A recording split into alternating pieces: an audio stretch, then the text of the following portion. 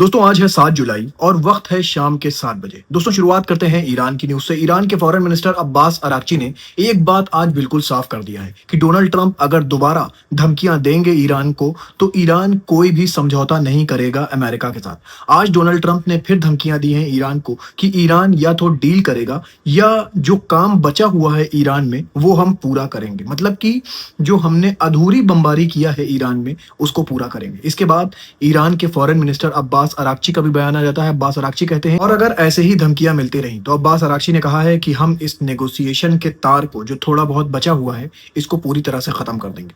दोस्तों अब मैं खबर आपको बता दूं, यूके की कुछ शिप क्रॉस कर रही थी स्ट्रेट ऑफ हॉर्मुज को, जिसमें 2 शिप्स को टारगेट करा गया है। इसके बाद यूके मैरीटाइम की तरफ से एक मैसेज आया है जिसमें बताया गया है कि 2 शिप्स को टारगेट करा गया है गल्फ ऑफ ओमान के पास, लेकिन किसी के भी इसमें इंजर्ड होने की खबर नहीं है। दूसरी तरफ कतर की एक शिप को टारगेट करा गया स्ट्रेट ऑफ हॉर्मुज में, जिसके बाद कतर की फॉरेन मिनिस्ट्री की तरफ से बयान आ गया है। कतर ने कहा है कि स्ट्रेट ऑफ हॉर्मुज में जो कुछ भी ईरान कर रहा है उसे फौरन रोक देना चाहिए और ये बिल्कुल भी बर्दाश्त नहीं किया जाएगा। कतर की फॉरेन मिनिस्ट्री ने कहा कि जो भी ईरान स्ट्रेट ऑफ हॉर्मुज में कर रहा है और जो कमर्शियल शिप्स को टारगेट कर रहा है उसे वो फौरन रोक देना चाहिए। ईरान में इस वक्त supreme leader Ayatollah Ali Khamenei का फ्यूनरल चल रहा है और बताया जा रहा है ये फ्यूनरल अब मूव कर रहा है इराक की तरफ। इराक की नजफ सिटी में ये फ्यूनरल आज जाएगा और यही मौका पाकर जो शिप्स हैं वो क्रॉस करने की कोशिश कर रही हैं स्ट्रेट ऑफ हॉर्मुज से।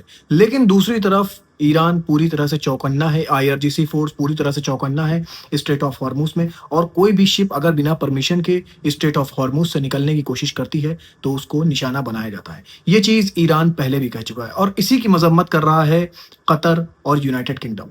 देखिए दोस्तों इसमें आगे क्या होता है। डोनाल्ड ट्रंप ने आज विजिट किया टर्की की सिटी अंकारा और आज मुलाकात करी टर्की के प्रेसिडेंट अर्दगान से। उन्होंने इस मीटिंग में अर्दगान की बहुत तारीफें करी। उन्होंने कहा टर्की एक मजबूत कंट्री है और नाटो का एक बहुत अहम मेंबर भी है। और बताया ये जा रहा है कि इस मीटिंग के बाद अमेरिका का जो सबसे ताकतवर फाइटर जेट है F-35, वही फाइटर जेट जो इस वक्त इजराइल के पास है, और उसी फाइटर जेट की बदौलत इजराइल अपनी डोमिनेंस बरकरार रखा हुआ है पूरे मिडिल ईस्ट के अंदर। वो फाइटर जेट इतना ताकतवर है कि वो कंट्रीज में आकर बमबारी करता है लेकिन उसको पकड़ा नहीं जा सकता, कोई भी रडार उसको पकड़ नहीं सकता, वो इतना तेज है। बहुत जबरदस्त फाइटर जेट है और उसी फाइटर जेट को देने का प्लान कर रहा है अमेरिका टर्की को। इस पर इजराइल ने अपनी नाराजगी भी जताई है कि इससे मिडिल ईस्ट का बैलेंस बिगड़ सकता है। लेकिन बताया ये जा रहा है कि अमेरिका के प्रेसिडेंट डोनाल्ड ट्रंप ने ये अपना मन बना लिया है कि वो F-35 सेल करेंगे टर्की को।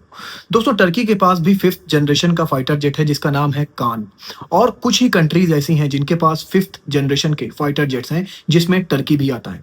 दोस्तों टर्की बताया ये जा रहा है कि डिफेंस का जो सामान बनाता है उसमें 11वें नंबर पर है, और टर्की के डिफेंस मिनिस्टर का आज बयान आया है। उन्होंने नाटो समिट में कहा कि बहुत जल्दी हम 11वें पावदान से ऊपर आकर 10वें पावदान पर आ जाएंगे। अब मैं खबर आपको रशिया और यूक्रेन की बता दूं। यूक्रेन के प्रेसिडेंट जेलेंस्की आज मौजूद थे नाटो समिट में। आज नाटो की समिट थी जहां पर नाटो कंट्रीज के सारे मेंबर मौजूद थे, वहां पे जेलेंस्की भी मौजूद थे। जेलेंस्की ने कहा कि इस वक्त जैसे कि आप देख रहे हैं कि बैलिस्टिक मिसाइल से हमला कर रहा है रशिया, और उसके बैलिस्टिक मिसाइल्स को रोक पाने के लिए हमारे पास इंटरसेप्टर्स मिसाइल्स की कमी हो रही है। हम यूज करते हैं यूएसए का पैट्रियट डिफेंस सिस्टम, लेकिन उसमें जो बैटरीज लगती हैं, जो इंटरसेप्टर मिसाइल लगते हैं, उसमें कमी आ रही। तो हमको यूएसए से लाइसेंस लेना पड़ेगा कि उनकी जो इंटरसेप्टर मिसाइल्स हैं यूरोपियन कंट्रीज में बना सकें।